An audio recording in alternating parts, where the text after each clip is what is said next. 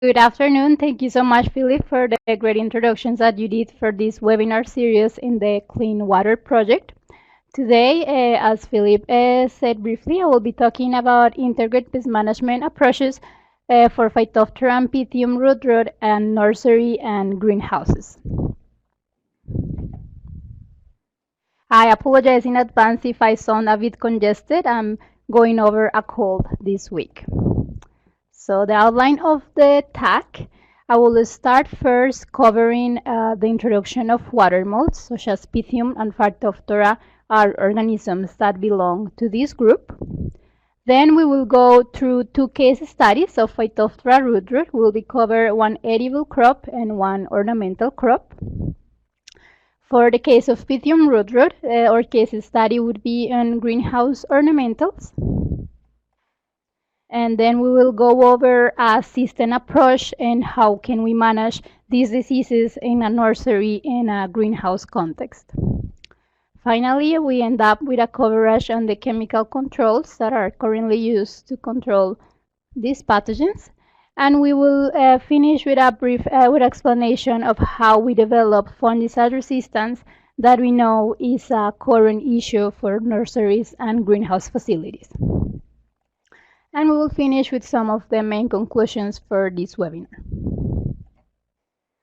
To start, water molds are also known as oomycetes. As I mentioned before, Phytophthora and Pythium, they are water molds. They look like fungus, but they are not. They are more closely related to brown algae.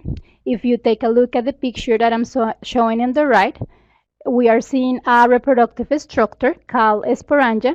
This is basically a sac that contains thousands of spores. The spores that you can see in the picture that I'm showing you now have a special characteristic is that they can be mobile and they can swim because they have certain structures that allows them to move through water. So given these biological conditions, these organisms like water a lot and they may be present in ponds, streams, water bodies, and they can propagate through water because they can swim and they reproduce in this. So water management is a main component to control these diseases in a greenhouse and nursery setting. Why do we care about Phytophthora in greenhouses and nurseries? Well, first we have a quality issue. We may have asymptomatic plants, but they are already infected. So they look healthy, but they die soon after the sale when they are at the customers' houses or places. So why, though these asymptomatic plants die soon after they're sold? So this may be because there are some plant stresses, and this plant stress can be caused by drought.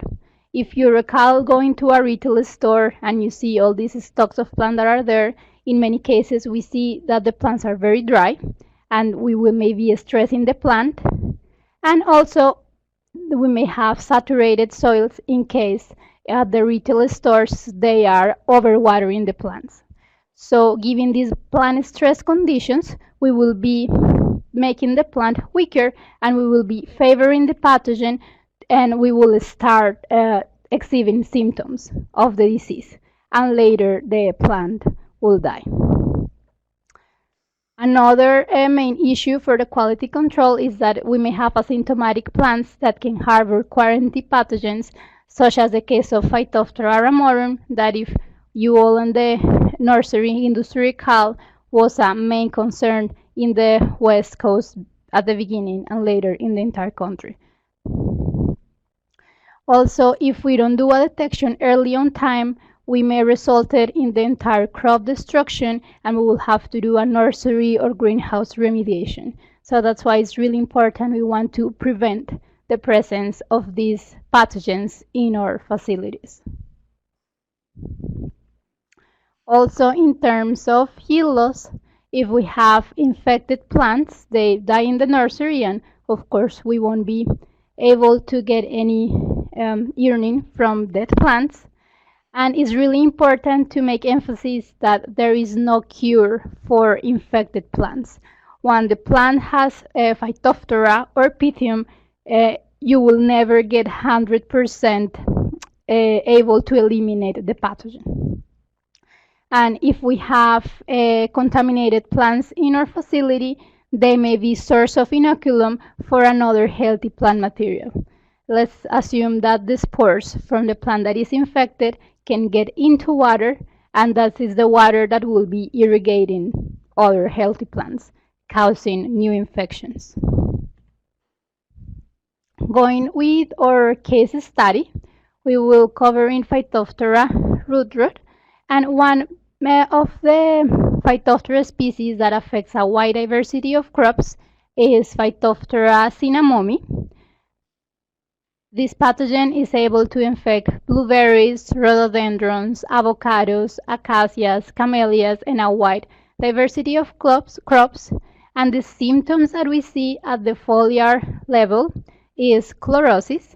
The picture that you can see there is a blueberry, and the blue circles that I'm making emphasis is chlorotic lesions on the leaves. And if you look, the plant is generally wilted, and if you compare it with other plants on the side, it looks stunted. This next picture is an example of wilting. The wilting is very evident there with an avocado that is affected by Phytophthora cinnamomi. Going with the case study of ornamentals, we go with rhododendrons. As you can see in the picture on the right, we have that the leaves turn yellow and roll. We see that overall there's a wilting of the plant. The leaves look smaller than normal leaves, and again, if you compare with the rest of the plants, they look stunted compared with the others. Moving down the plant to the stem, one strong indicator that may suggest us that we have a root rot infection is if we go down to the crown and we see a reddish to brown discoloration at the soil line. These are strong indicators that we may be having a root rot problem, because in many cases you may see that your plant seems wilted, as we showed before in the foliage, but they may be different problems. It may be for lack of water, or this may be a nutritional problem. But then if you want to look to see if there's a root rot disease, you can go to the stem down to the crown and look for this reddish and brown discoloration that, as I said before and I said again, is a strong indicator for Phytophthora infections. For the case of rhododendrons, we have a stem and reddish brown discoloration, as you can see in the picture. And if we make a cut in this stem, you will see that the cambium turns brown. At the root level, there's an overall reduction of the root biomass, and also all the feeder roots turn brown and rotten, as the picture you can see there. And overall, the disease occurred in patches. So in this picture you can see that in general neighbor plants are the ones who are symptomatic and wilted if you compare with the other plants in the nursery facility. There are several Phytophthora species that are able to cause root rot and on a wide host range of plants. I'm just naming a few Phytophthora, such as Phytophthora cryptogaea, Drosselerae, Tropicalis, Nicotianae, Cactorum, Tentaculata, and they can infect Calibrachoas, Gerberas, chrysanthemums, just to mention a few other crops. As general symptoms, you will see wilting, as you can see in those pictures, and stunting. Besides causing root rots, Phytophthora are able to cause other diseases, such as the stem dieback, which was the case for the pathogen Phytophthora ramorum, the causal agent of the sudden oak death. And this pathogen is able to affect the stem or the trunk of the plants. And this picture here, I'm just showing how the pathogen is able to form cankers in the trunk.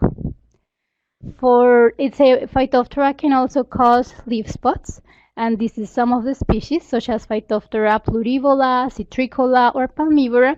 And here in this picture, I'm showing leaf spot lesions caused by Phytophthora palmivora in a leaf of palm.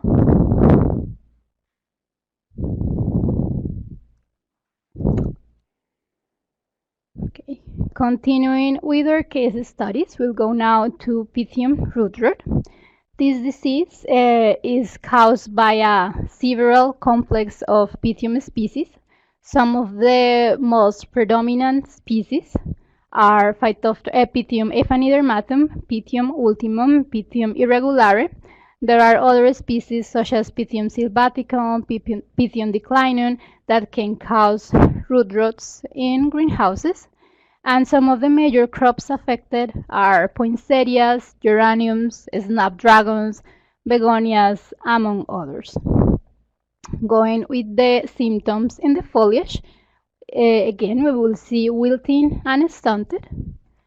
In this picture of the poinsettia here, you can see how the plant is very affected by the disease.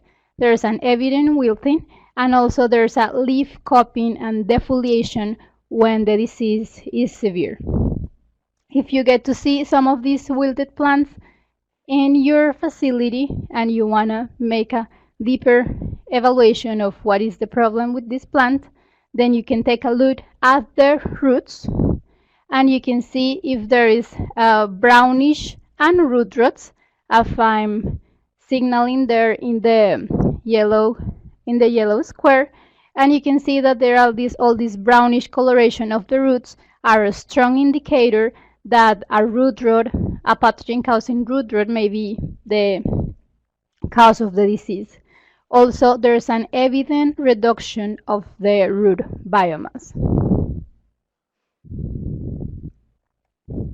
If you suspect you have root rot problems, the first step that you should take is doing an accurate diagnosis of what is the pathogen that is affecting your crop. In order to do that, depending on the region where you are in the US, you can go to the National Plant Diagnostic Network, and then in the resources they have contact information for all the diagnostic labs in the country where you can submit your samples. Next, I'll be brief in how you should do a sample submission to the diagnostics, because in many cases diagnosticians have problem with samples that are not good enough in order to identify the disease. What do I mean to not good enough?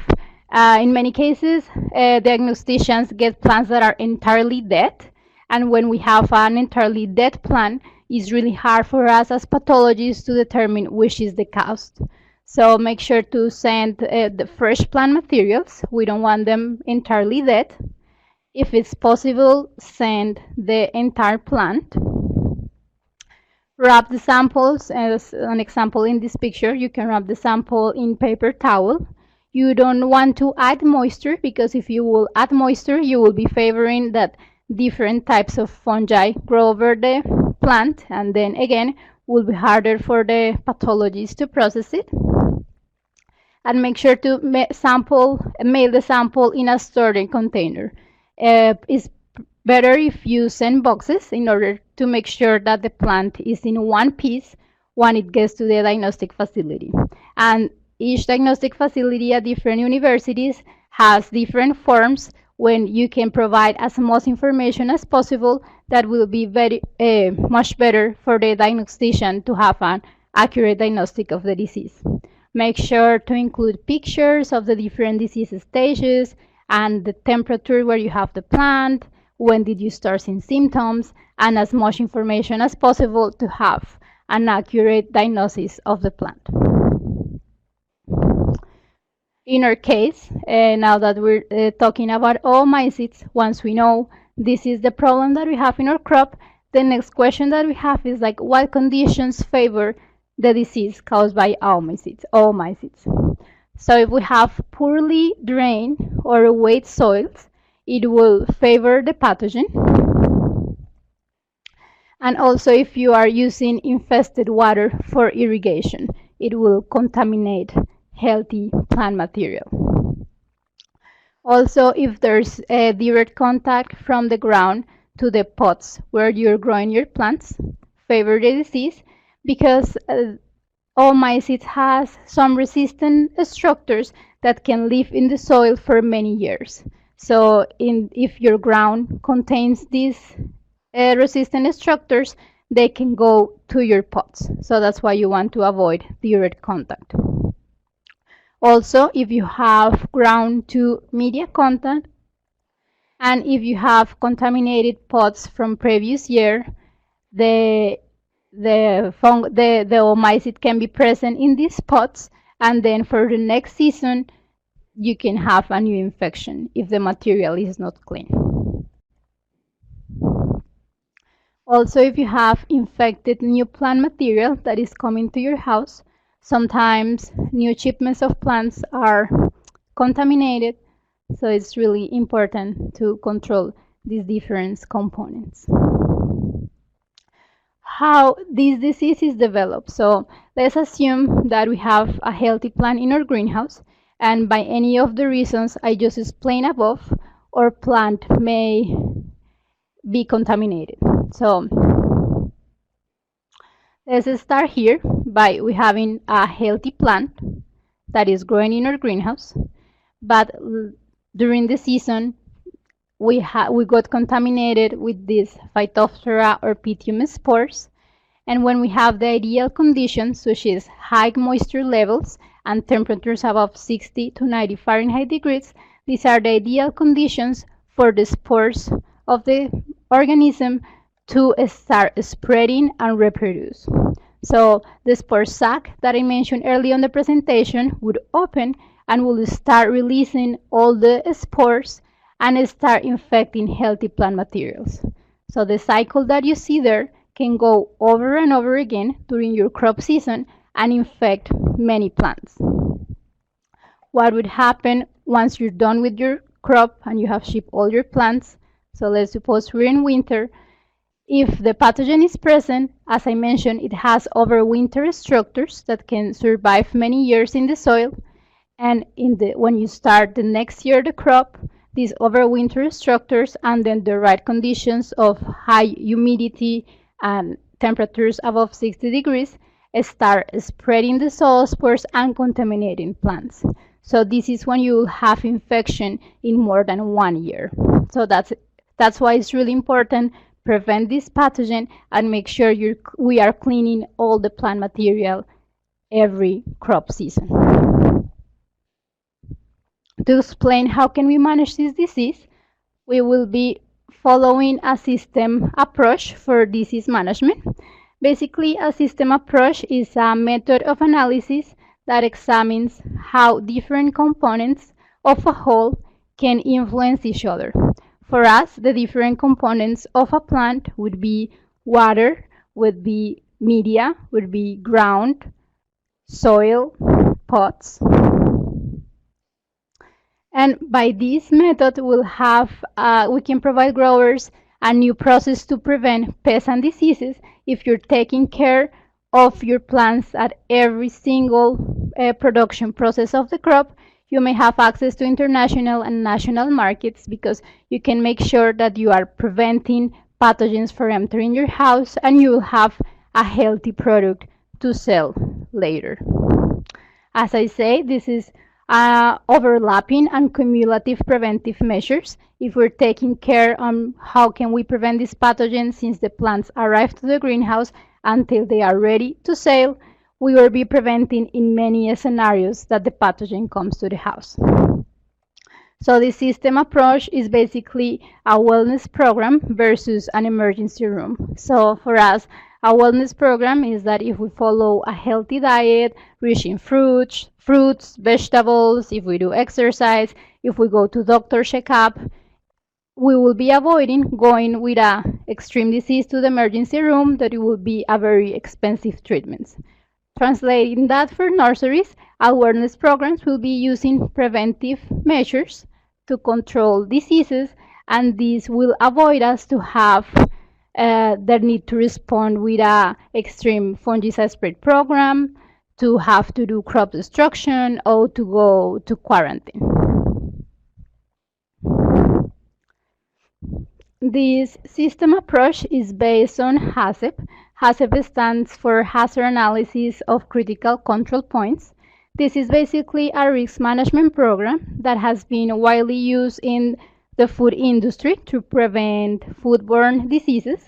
And what they basically do is identify the main hazards across their line of production and evaluate and correct the critical control points of contamination. Translating this to the nursery and greenhouse industry, Jennifer Park and other collaborators at Oregon State University have developed this system approach and hazards in the nurseries, and I will be explaining this in the following slides. So, as hazards that we identified is incoming plants that may be infected, also contaminated ground,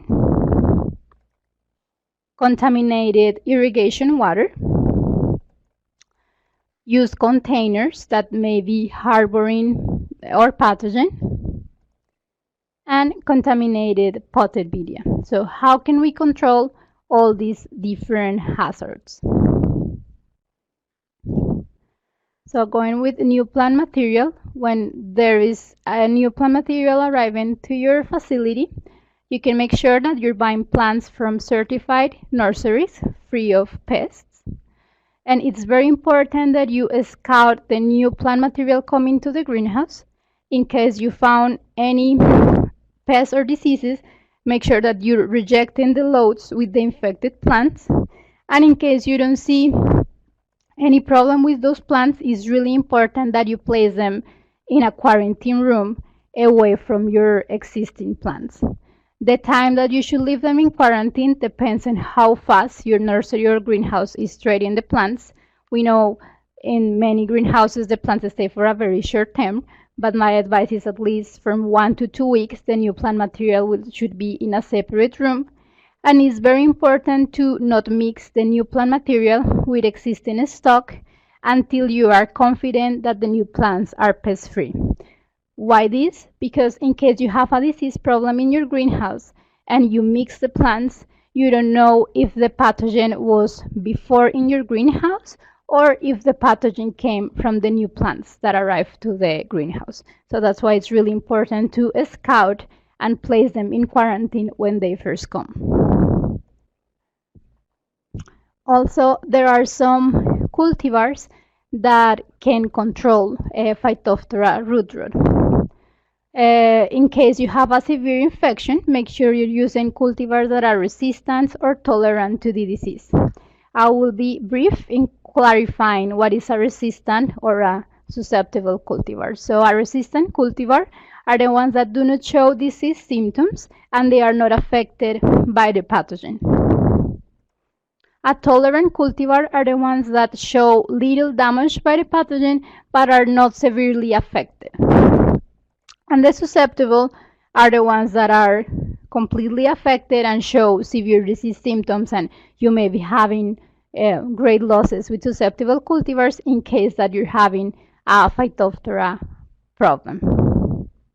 Going with your case study, for the case of blueberries, there's not an actual resistant cultivar for Phytophthora, but there are some cultivars that are tolerant and are the ones that you can see on the left of the table. And for the case of susceptible cultivars, there are some susceptible cultivars that are listed there. Following our case study for the rhododendrons, we have that there are resistant cultivars for these species. You can see them listed on the left, and there are some susceptible that are listed on the right. Following with our hazards, we have contaminated ground. One of the hazards here is that if you have direct contact between the soil and the containers, you will maybe splashing the pathogens that are present in the ground into your plants. How can we prevent this? The best management practices would be using raised containers at gravel or rock barriers or raised beds, as you can see in the lower picture. Also, if we have a splash dispersal of pathogens from contaminated ground, And here I have a picture where I want to give you a minute to think what are the bad practices that are taking place in this picture. What shouldn't be appropriate in this facility here. And if you want to participate, you can write in the chat that is at the left, and you can type what things are not going good in this picture.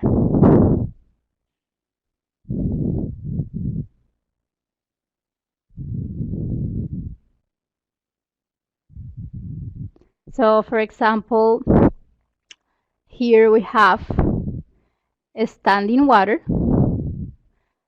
Somebody wrote poor drainage. That's perfect. If we have poor drainage, we have this standing water that we want to avoid because, as I mentioned, this pathogen likes to swim and spread through water.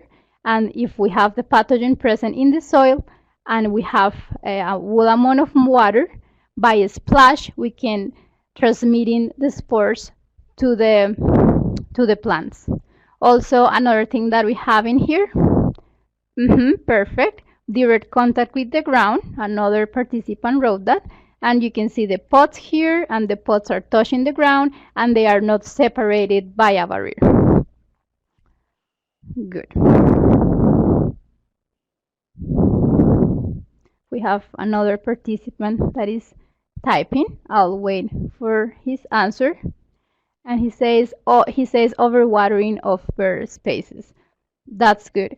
Many growers, and we think that the plants want abundant water in order to be healthy. And that's true. The plants need water. They don't want to be dry. But also, if we are overwatering our plants, we may be favoring the spread and distribution of pathogens.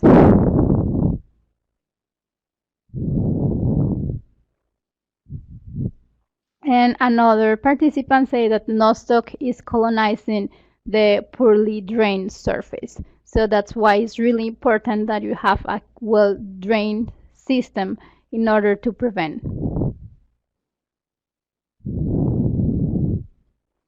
Okay, one more person is typing, and then we will go over the presentation.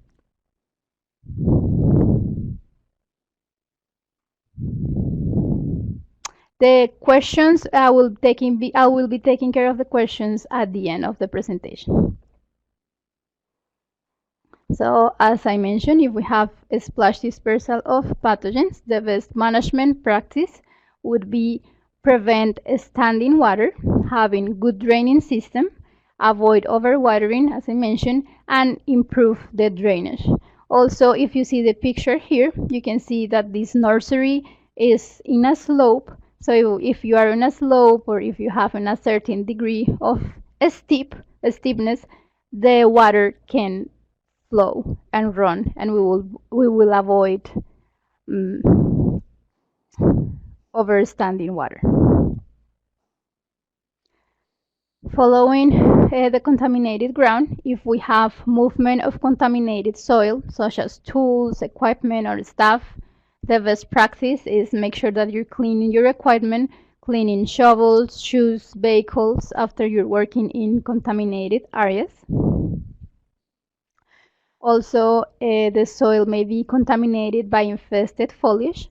If you have finished the crop for the season, make sure to remove all the debris and all the plants that are left, because as I mentioned earlier, they can be the harbor for the pathogens to stay, and in the next season they can contaminate your new plants. Following our third hazard, we have contaminated irrigation water.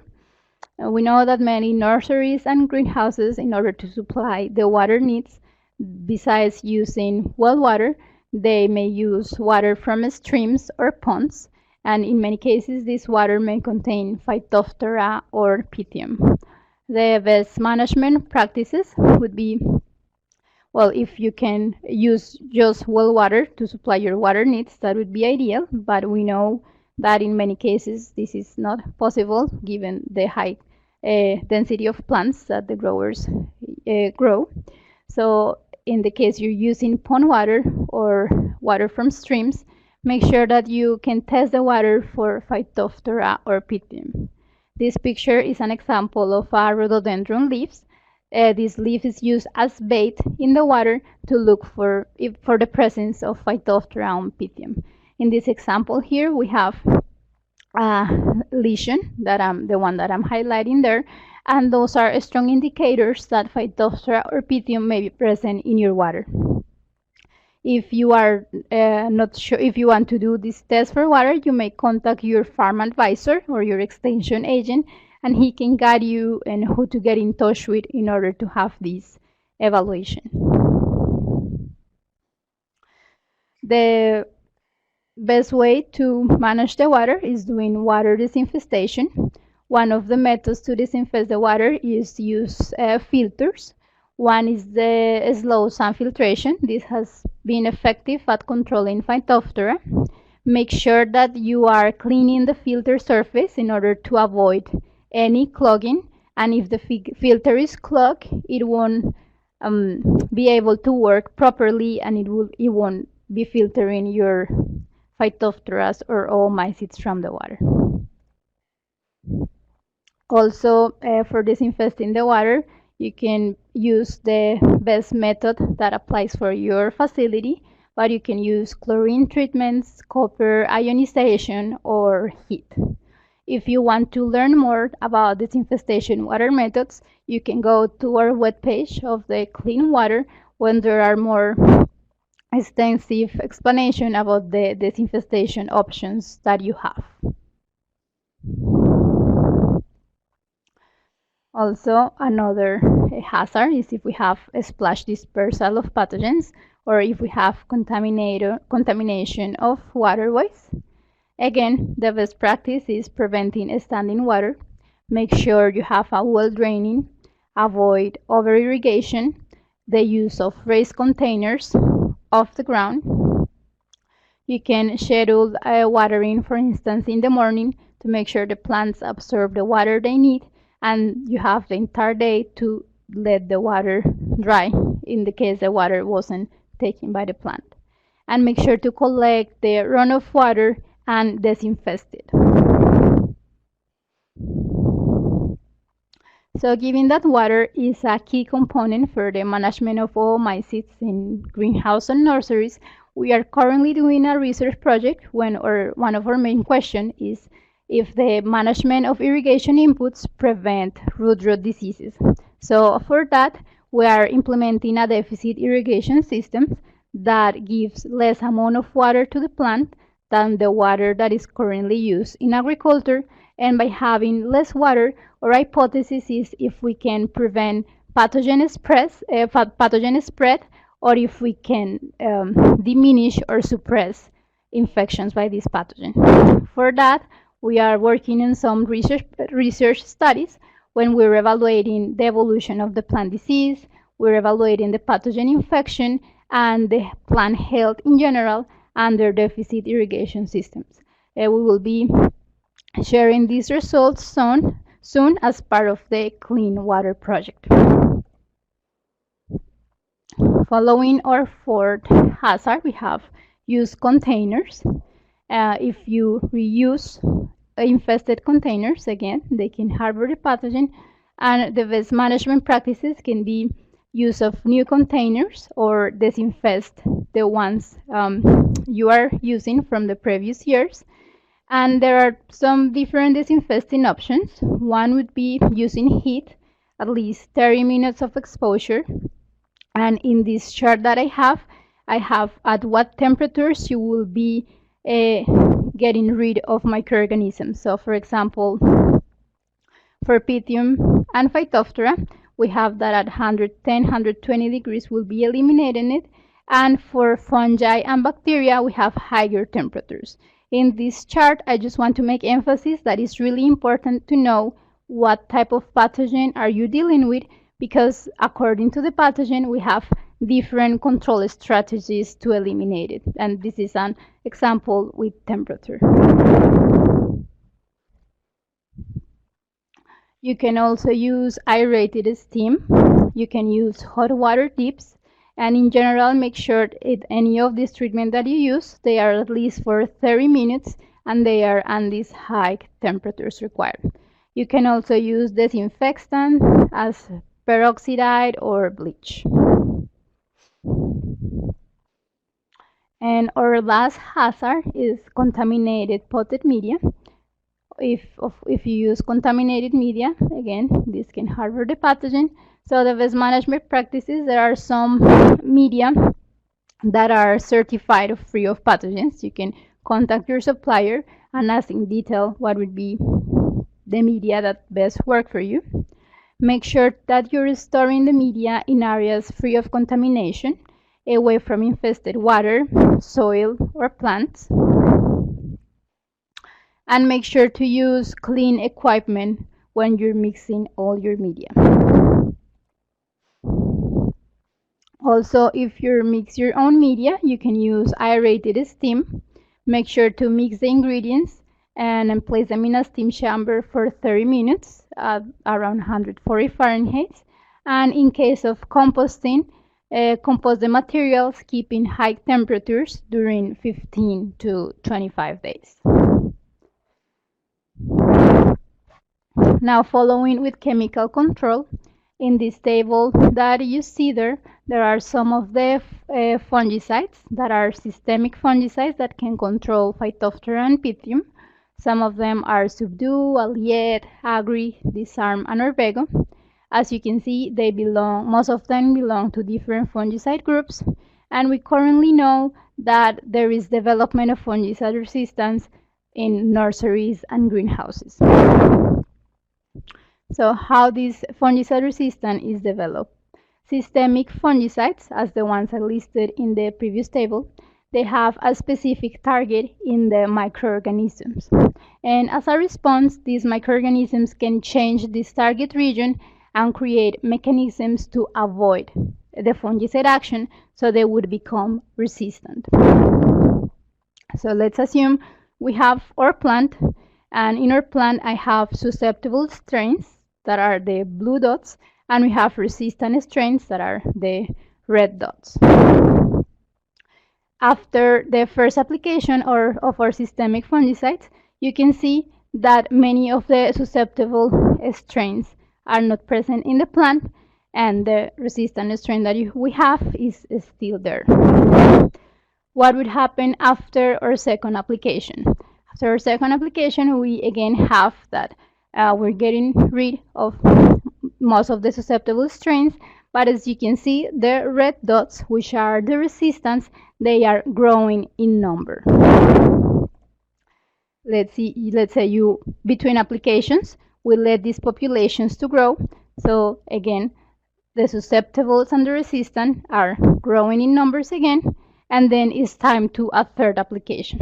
After you do a third application, you may get rid of many of the susceptible strains, but in this case, the resistant strains are the dominant population now because they're not able to be eliminated by this fungicide.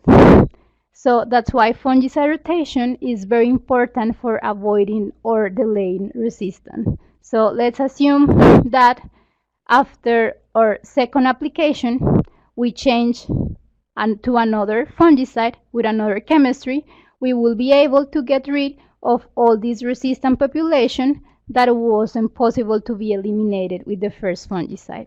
So that's why we make emphasis that if you are a nursery or greenhouse grower, you want to avoid or delay resistance by rotating your chemistries. If you want to get more information about a system approach for nursery certification, you can access to the webpage that is in this link. This system approach for nursery certification is a recently new initiative to manage pests and diseases at nurseries, and some states like Oregon have implemented this system approach to control diseases in nurseries.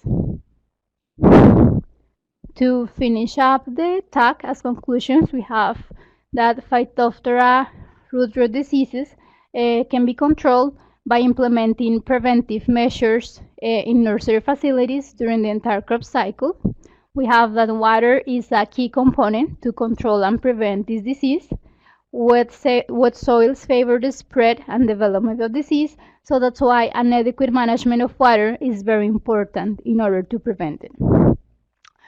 The use of fungicides should be combined with an integrated pest management program, and again, it's really important that you do a fungicide rotation in order to avoid or delay resistance. With that, these are some of the resources that we use. I want to make emphasis in this first resource is a system approach for the production of healthy nursery stock. This was done in Oregon. You can have access to this manual in the web links that are in the lower right panel of the screen, where they explain in detail all the different preventive measures that you should take with all the different components of your production system. These are some of the references I use. And with that, I will be happy to take any questions.